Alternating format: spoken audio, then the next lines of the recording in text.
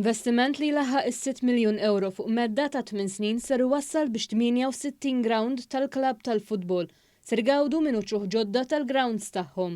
Dan ġie mħabbar f'konferenza bejn l-Assoċjazzjoni Maltija għall-Futbol l-MFA, il-Ministeru għall-Kwalità tal-Ħajja u s-Segretarjat Parlamentari għall-Isport fejn ġie ffirmat il-ftehim bejn il-partijiet. Il-President tal-MFA Bjorn Vassallo rimarka kif dan il-ftehim ser jara aktar minn 250,000 metru kwadru ta' ħaxix artifiċjali li ser ikun mibdul. Innota wkoll kif peress li dan l-investiment kapitali qiegħed isir bl-għajnuna tal-Gvern, l-MFA ser tkun tista' tkompli tiffoka fuq l-istrateġija tagħha fuq it-titjib tal-livell tal-atleti.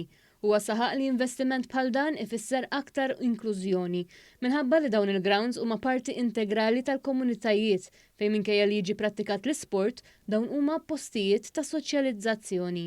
Hawnhekk qed nitkellmu fuq kwalità tal-ħajja ħjar, il-piċistana li jinsabu fil-qalba tal-irħula Maltin u Għawċin fejn l-eluf ta' atleti kbar, żgħar, nisa, irġiel, tfal imorru jipprattikaw dak li huwa l-isport iżda mhux biss, anke l-komunità tmur tissoċjalizza u allura qed nitkellmu fuq elementi importanti ta' inklużjoni.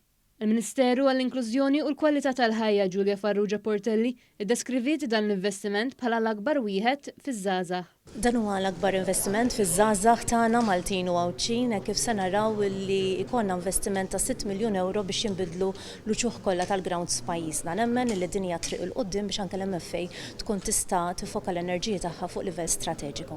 Min-naħa tiegħu is-Segretarju Parlamentari għall-Isport Grima saħaq kif dan huwa eżempju ieħor kif qed isir pjanar fit-tul fejn jidħol l-isport u kif din hija parti mill-viżjoni tal-Gvern. Allura għal darb'oħra nkomplu nikkonfermaw kemm l-isport huwa importanti u fuq nett tal-aġenda nazzjonali kif ukoll l-aspett soċjali li se sport għandu fil-ħajja tal-familji Maltin u Għawċin kollha.